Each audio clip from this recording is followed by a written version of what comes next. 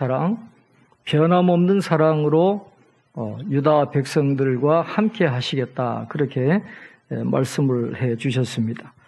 오늘도 마찬가지로 하나님께서는 이사야 선지자를 통해서 유다 백성들에게 또 위로와 소망의 말씀을 전하고 계십니다. 하나님께서 베푸신 분노의 잔을 마셔서 예루살렘이 폐허가 되어 있어요. 모든 것이 다 무너지고 절망 가운데 있는 예루살렘이지만은 오늘 성경을 보면 하나님께서 그들을 영원히 버리지 아니하셔서 다시 예루살렘의 왕으로 임재하셔서 그들을 다스리시겠다. 그리고 포로로 끌려와 있는 이 유다 백성들을 바벨론에서 건져서 다시 고향으로 예루살렘으로 돌아가게 하시겠다 하는 그런 내용이 오늘 본문에 나오고 있습니다. 하나님께서는 유다 백성들이 받아야 할 고통의 시간들이 다 끝났기 때문에 이제 그들을 구원해 내실 것이라고 말씀하시면서 오늘 본문 3절에서 이렇게 말씀을 합니다. 오늘 본문 3절 우리 한번 같이 읽겠습니다. 여호와께서 이와 같이 말씀하시되 너희가 값없이 팔렸으니 돈 없이 속량되리라. 아멘. 바벨론의 포로로 끌려간 백성들에게 하나님이 그들을 다시 회복시키겠다고 하시면서 너희가 값없이 팔렸으니 돈 없이 속량되리라. 그렇게 말씀하고 계세요. 바벨론의 포로로 끌려갈 때 몸값을 치르고 바벨론이 끌고 간 게 아니잖아요. 전쟁에 졌으니까 그냥 공짜로 그냥 모든 유다인들을 포로로 다 끌어갔어요. 값 없이 데리고 갔다라는 것이죠. 그러니까 그들을 구해올 때도 하나님께서 돈 없이 값 치르지 않고 그들을 다시 건져내시겠다 하는 그런 말씀입니다. 값을 치르고 데리고 갔든 값을 치르지 않고 데리고 갔든 이 유다인들을 포로로 잡고 있는 바벨론이 순순하게 그 노예들을 내어놓을 리가 없는 거죠. 내 몸 손에 들어왔기 때문에 내어놓지 않겠지만은 그러나 하나님께서 이 고레스를 불러가지고 페르시아를 통해서 바벨론을 무너뜨리시고 값 없이 돈 없이 그들을 다시 속량해 내시겠다. 구원해 주시겠다 하는 그런 말씀을 합니다. 그렇다고 한다면 유다 백성들이 한 건 아무것도 없어요. 바벨론에서 포로에서 풀려날 때 그들이 돈을 지불하고 풀려난 게 아니에요. 하나님 은혜로 된 거죠. 고레스를 통해서 하나님이 바벨론을 무찔러 주시니까 고레스가 전쟁에서 이긴 거예요. 그래서 그들을 다시 고향으로 돌아가게 하시니까 유다 백성들 입장에서는 돈 없이 된 거예요. 값 없이 그들을 속량시켜 주시겠다. 하나님이 그렇게 말씀을 하고 있습니다. 돈 없이 속량되었다. 이게 영적으로 굉장히 중요한 거잖아요. 우리가 지금은 전쟁의 포로가 아니잖아요. 우리가 이 땅에서 자유롭게 살고 있지만 성경은 뭐라고 말씀합니까? 우리가 죄 아래 팔린 죄의 종이라 그렇게 말하잖아요. 로마서 7장 14절에 보면 우리가 율법은 신령한 줄 알거니와 나는 육신에 속하여 죄 아래에 팔렸도다. 우리 모두가 다 죄 아래 팔린 자들이에요. 우리가 다 죄의 노예입니다. 죄의 속박 아래 살아갈 수밖에 없는 그런 연약한 저희들이에요. 우리가 다 죄의 포로거든요. 그러나 하나님이 우리를 값 없이 돈 없이 속량해 주셨다라는 것이죠. 이 뒤에 나오는 이사야 55장 1절에 보면 오라 너희 모든 목마른 자들아 물로 나오라 돈 없는 자도 오라 너희는 와서 사 먹되 돈 없이 값 없이 와서 포도주와 젖을 사라 그렇게 말했어요. 돈이 없어도 된다라는 거예요. 값 치르지 않고 와서 이 포도주와 젖, 이 구원의 은혜를 상징하는 포도주와 젖을 마음껏 마시라는 거예요. 유다인들뿐만 아니라 이방인들도 모두가 다 와가지고 돈을 치르지 않고 값 치르지 않고 포도주와 젖을 마음껏 사서 먹어라. 이 구원의 은혜예요. 하나님의 은혜, 오직 은혜로 솔라 그라치아, 내가 돈을 치르는 게 아니라 하나님이 모든 걸 다 치루어 주셨어요. 예수님을 통해서 모든 우리의 죄값을 다 치루어 주셨기 때문에 우리는 거저 받는 거예요. 돈 없이, 값 없이 속량해 주신 그런 은혜를 우리가 누리게 되는 것인데, 오늘 이 이사야서 52장 3절에 벌써 그 대속의 은혜를 말씀을 하고 있는 것입니다. 값 없이 팔렸으니 돈 없이 속량되리라. 우리 하나님의 은혜로 구원받고 하나님의 은혜로 의인이 되었다 하는 것을 말씀을 하고 있습니다. 그런데 유다 백성들이 이런 하나님의 사랑을 받을 자격이 있나요? 하나님이 돈 없이 그들을 속량해 줄 수 있는 그런 자격이 없어요. 그들이 무슨 공로가 있습니까? 하나님의 말씀을 듣지 않아 가지고 성전도 무너지고 나라도 망하고 포로로 끌려와 있는데 사랑받을 만한 자격이 없어요. 그런데도 왜 하나님이 그런 은혜를 베풀어 주십니까? 오늘 본문 5절 말씀 우리 한번 같이 읽겠습니다. 이사야 52장 5절 같이 읽겠습니다. 그러므로 이제 여호와께서 말씀하시되 내 백성이 까닭 없이 잡혀갔으니 내가 여기서 어떻게 하랴. 여호와께서 말씀하시되 그들을 관할하는 자들이 떠들며 내 이름을 항상 종일토록 더럽히도다. 바벨론 사람들이 유다 백성들을 포로로 끌어가놓고 하나님을 모독하는 거예요. 너희들이 섬기는 하나님이 어디 계시냐? 너희들이 믿는 하나님의 능력이 어디 있느냐? 너희들이 믿는 하나님의 능력이 있으면 너희들이 왜 망해가지고 여기 포로로 이렇게 비참하게 끌려왔겠느냐? 종일토록 바벨론 사람들이 유다 백성을 모욕하는 게 아니라 그들의 하나님 여호와 하나님을 모독하는 거예요. 그의 이름을 더럽히는 거예요. 하나님은 그걸 참지 않으신다.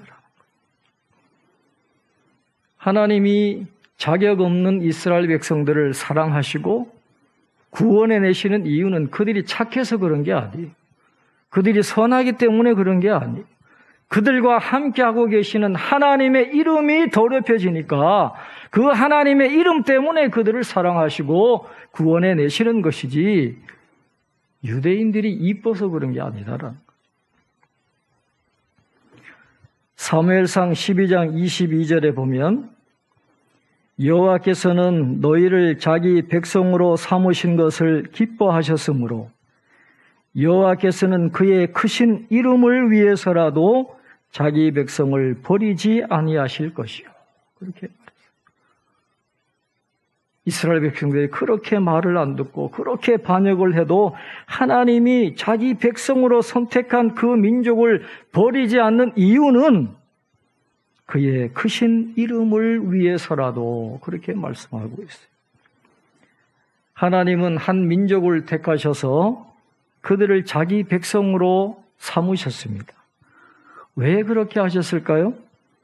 그 사람들을 그의 크신 이름을 위해서 구원하실 때 하나님이 기뻐하시고 즐거워하시기 때문에 그렇다라는 것입니다.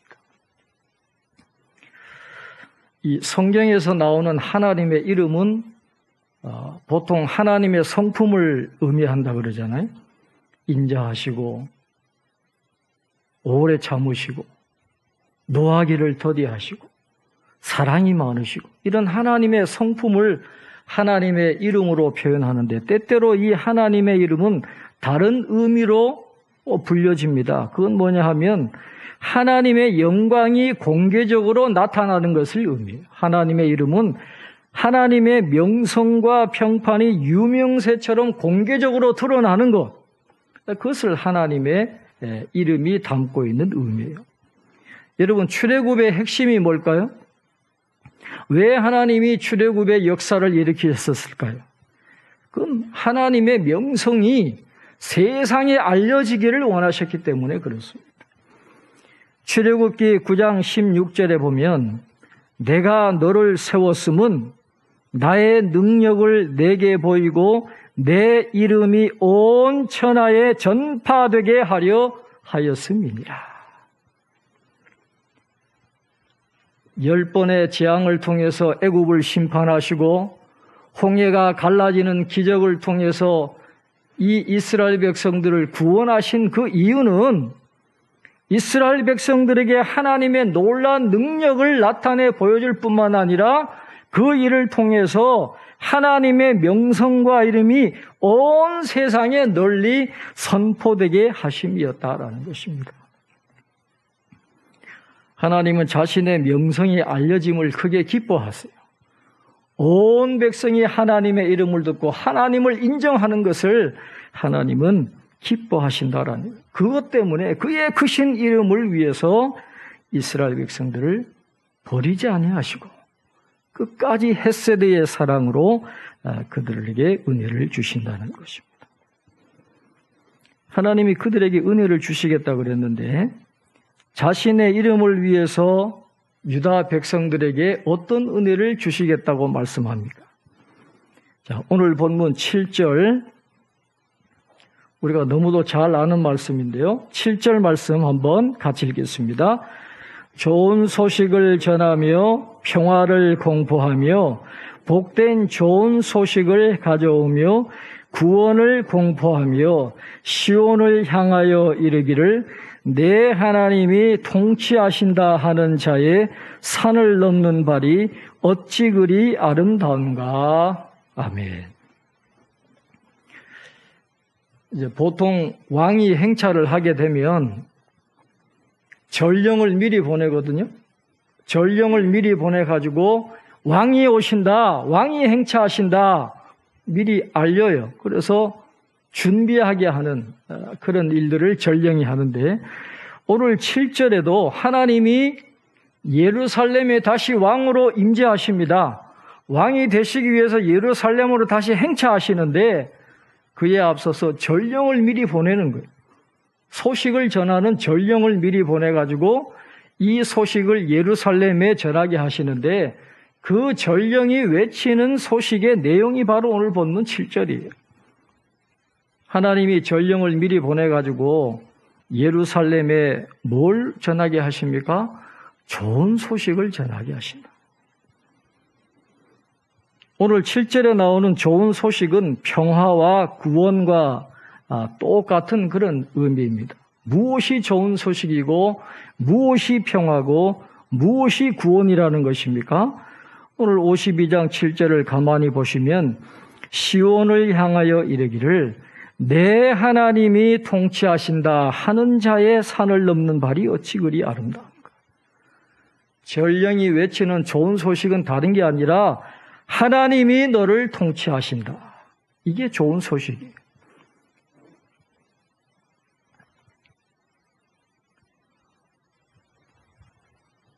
이사야서 후반부의 가장 중요한 주제는 하나님의 나라입니다. 하나님의 나라. 지금 나라를 잃어버리고 주권을 빼앗기고 완전히 망해가지고 바벨론의 포로로 끌려와 있는 이 유다 백성들에게 가장 위로가 되는 소식은 하나님께서 왕으로 임재하셔서 너희를 다스리신다. 하나님의 통치. 이것이 바로 가장 큰 위로의 소식인 것이죠. 평화의 핵심은 하나님의 통치에 있어요. 하나님이 다스리실 때 평화가 임하게 됩니다. 구원의 핵심도 하나님의 통치예요. 하나님이 통치하시는 그곳에 구원이 있습니다. 하나님이 왕으로 임하게 되면 그 백성들에게 얼마나 큰 은혜가 임하겠어요. 하나님이 통치하시면 백성들의 모든 필요를 채워주십니다. 그들을 죄에서 구원해 주십니다. 그들을 지켜주십니다. 악으로부터 건져주십니다. 이런 은혜를 하나님께서 다시 베풀어 주시겠다. 그렇게 말씀을 하고 있습니다. 다 무너졌던 예루살렘에 하나님이 다시 왕으로 오셔가지고 너희들을 회복시켜 주시고 너희들의 죄를 용서해 주시고 너희들의 필요를 다시 채워주시겠다라고 하는 그 좋은 소식을 이 전령을 통해서 이제 선포하게 하시는 것입니다. 하나님이 다스리신다. 하나님이 통치하신다. 이것보다 더 좋은 소식이 없다라는 것이죠. 그런데 오늘 본문에서 우리가 주목해 보아야 할 부분이 있어요. 하나님이 전령을 보내셔가지고 좋은 소식을 전하시는데 좋은 소식을 전하는 전령들을 알아보고 그 전령의 소식을 듣고 낙심해 있는 예루살렘 성 안에 있는 백성들에게 그 메시지를 받아가지고 전하는 파수꾼들이 있었다라는 거예요. 파수꾼. 예루살렘이 다 무너졌습니다. 모든 게 다 끝나버린 그런 절망 속에 모두가 다 낙심해서 있는데 그 중에 몇 사람이 영적으로 깨어 있어서 파수꾼의 역할을 한 거예요. 하나님의 좋은 소식이 그래도 오지 않겠나? 하나님에 대한 믿음을 가지고 좋은 소식을 기다리면서 성 밖을 바라보는 파수꾼들, 그 사람들이 있었다는 거예요. 낙심할 수밖에 없는 그런 상황에서도 용기와 소망을 잃지 않고 하나님을 믿는 믿음을 가지고 하나님의 소식을 기다렸던 그 파수꾼들, 그 영적으로 깨어있는 자들, 그들을 통해서 다시 하나님의 은혜가 임하게 되는 거예요. 자, 오늘 이사야서 52장 8절부터 우리 10절까지 한번 말씀을 읽겠습니다. 8절부터 10절까지 같이 읽겠습니다. 내 파수꾼들의 소리로다. 그들이 소리를 높여 일제히 노래하니 이는 여호와께서 시온으로 돌아오실 때에 그들의 눈이 마주 보리로다. 너 예루살렘의 황폐한 곳들아 기쁜 소리를 내어 함께 노래할지어다. 이는 여호와께서 그의 백성을 위로하셨고 예루살렘을 구속하셨습니다. 여호와께서 열방의 목전에서 그의 거룩한 팔을 나타내셨으므로 땅 끝까지도 모두 우리 하나님의 구원을 보았도다. 아멘. 다 무너져 폐허가 된 예루살렘 성 안에 다 낙심해 있을 그때에 믿음으로 깨어있던 이 파수꾼들이 그 하나님의 소식을 듣고 성 안의 백성들에 외치는 것입니다. 너 예루살렘의 황폐한 곳들아 기쁜 소리를 내어 함께 노래할지어다. 하나님이 다시 오신다라는 거예요. 하나님이 임하신다라는 거예요. 하나님이 왕으로 오시면 놀라운 일이 일어나니까 기뻐 외쳐라. 일어날지어다. 그렇게 외치는 거예요. 하나님은 오늘도 그런 파수꾼들을 찾으십니다. 상황이 아무리 절망적이라고 해도 하나님에 대한 믿음을 잃어버리지 않고 미래의 축복을 소망하면서 기다릴 줄 아는 믿음의 사람들, 그 사람들을 하나님은 찾으시고 그 사람들을 통해서 하나님은 변함없는 구원의 역사를 이루어 가시는 것입니다. 하나님, 우리가 영적으로 늘 깨어 있으라 늘 그렇게 말씀하세요. 지금 이 시대야말로 우리가 영적으로 깨어 있어야 할 때입니다.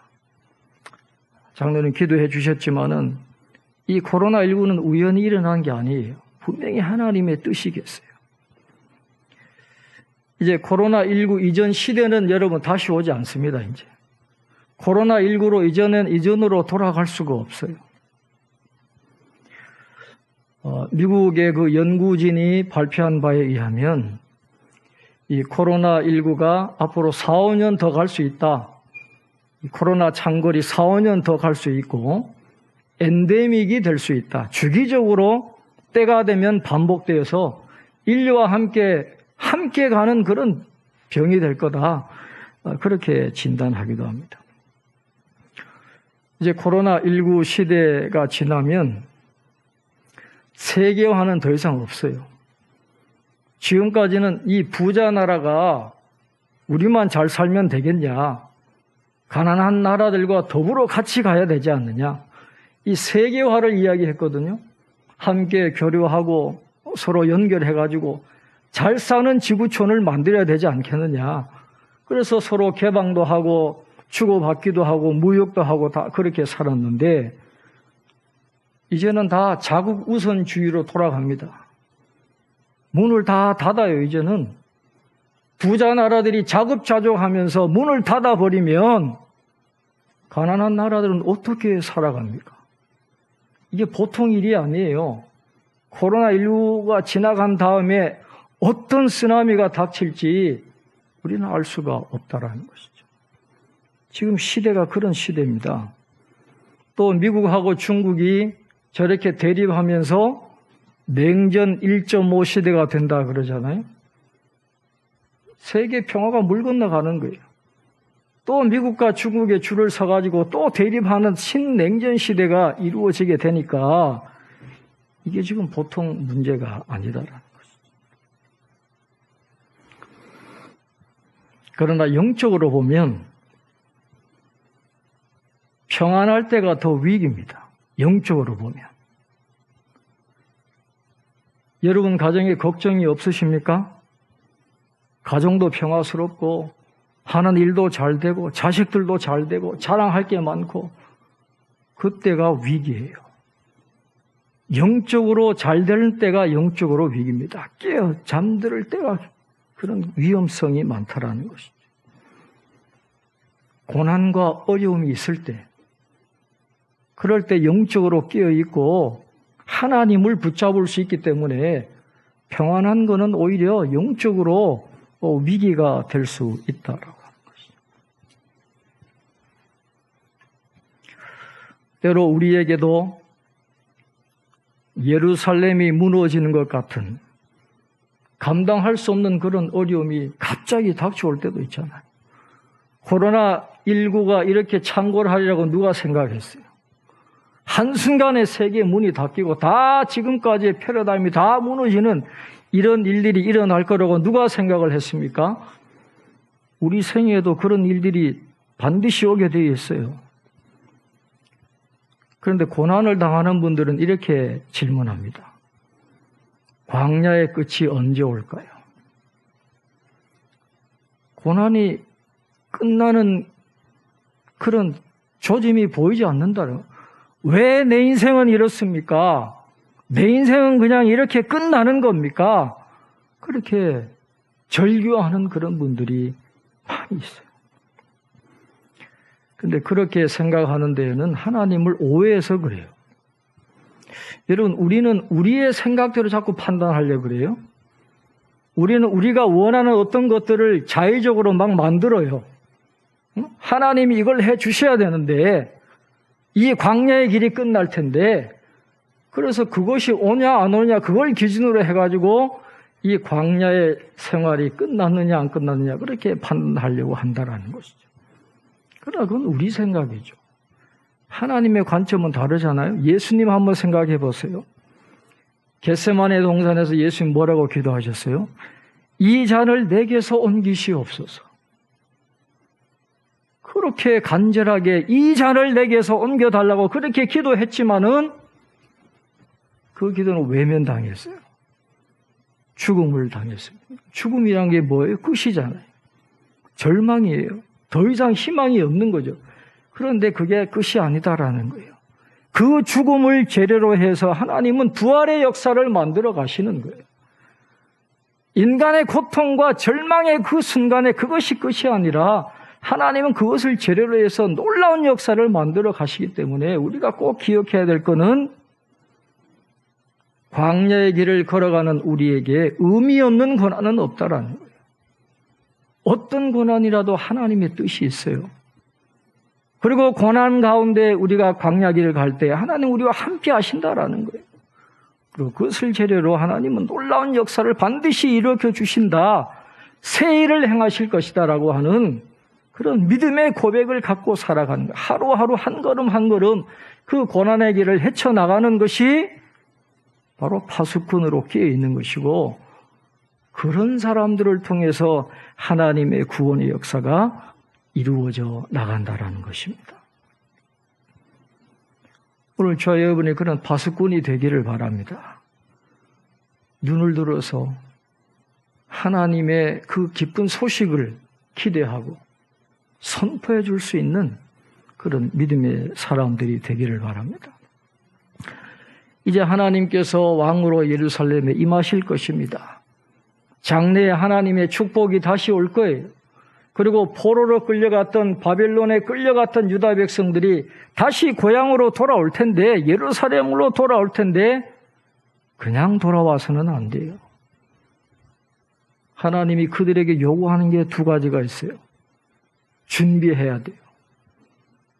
첫째는 옛 일을 정리하고 와야 돼요. 오늘 11절 말씀 한번 같이 읽겠습니다. 이사야 52장 11절 같이 읽겠습니다. 너희는 떠날지어다 떠날지어다 거기서 나오고 부정한 것을 만지지 말지어다. 그 가운데에서 나올지어다. 여호와의 기구를 매는 자들이요 스스로 정결하게 할지어다. 아멘. 떠나라는 거예요. 뭐에서 떠나라는 거예요? 우상을 좋아하는 이방인의 풍습에서 떠나라는 것입니다. 그 바벨론 지역, 그 가나안 지역의 그 신들 우상 숭배하는 것들은 그 사람들의 뼛속까지 영향을 미쳤어요. 아주 쾌락적이고 인간의 본능을 자극하는 그런 우상 숭배 습성, 그걸 버리라는 거예요. 떠나라는 거예요.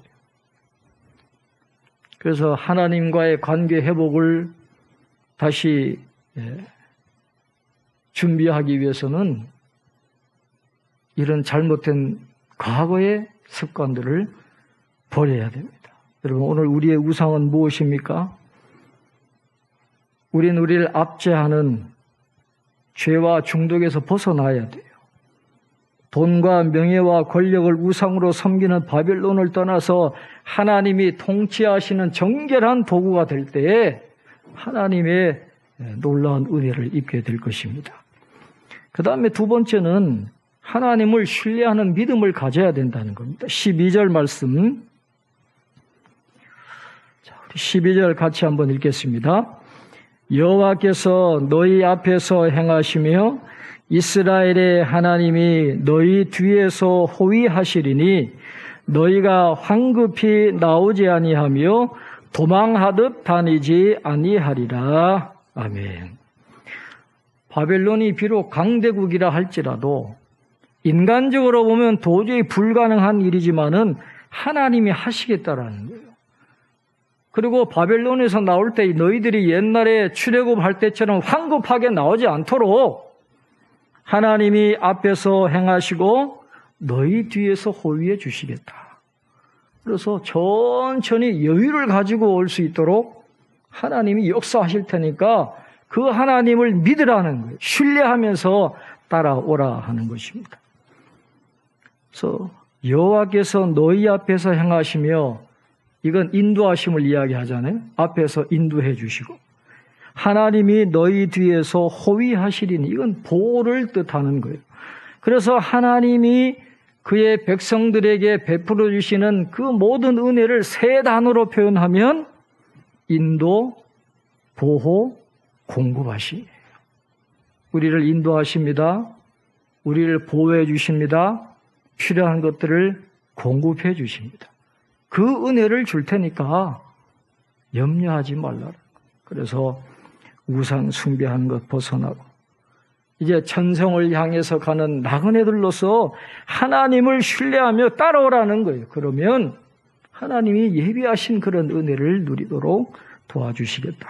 그렇게 말씀을 하고 있습니다. 말씀을 맺습니다. 하나님을 바라보는 믿음의 사람들은 시대적 상황을 바르게 인식하고 또 모두가 절망한 가운데서도 희망을 노래할 수 있어요. 현실 너머에서 역사하시는 하나님을 볼 수 있는 영적인 눈이 있기 때문에 그렇습니다. 그런 사람들이 파수꾼의 역할을 감당하고, 그런 사람들을 통해서 하나님은 오늘도 하나님의 놀라운 뜻을 행하시는데, 오늘 저와 여러분들이 그렇게 영적으로 깨어있는 파수꾼들이 될 수 있기를 바랍니다.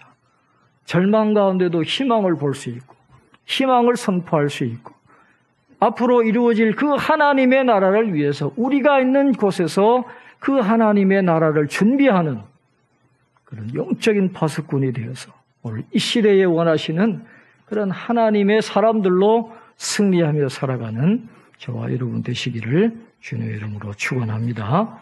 기도하겠습니다. 하나님 감사합니다. 오늘도 주의 전에 나와 예배드리게 하시고 말씀 듣게 하심을 감사합니다. 우리는 아무 자격도 없습니다. 아무 공로도 없습니다. 값없이 돈 없이 속량함을 받은 저희들입니다. 하나님의 그 크고 놀라운 은혜를 잊어버리지 않도록 도와주시고 우리가 고난 중에 있다 할지라도 우리와 함께 하시는 하나님의 손길을 늘 경험하게 도와주시고 믿음의 눈을 열어 파수꾼이 되어서 하나님의 놀라운 소식을 경험하게 하시고 그 놀라운 소식을 전파하는 희망의 메시지를 전하는 믿음의 삶을 살아가는 저희들이 다 될 수 있도록 도와주시옵소서. 우리의 우상을 다 버리기를 원합니다. 정결하게 되기를 원합니다. 그리고 하나님을 신뢰하는 믿음을 가지고 한 걸음 한 걸음 천국을 향한 나그네 길을 잘 달려나갈 수 있는 저희들 다 되게 축복해 주시옵소서. 감사하고 예수님의 이름으로 기도하옵나이다. 아멘.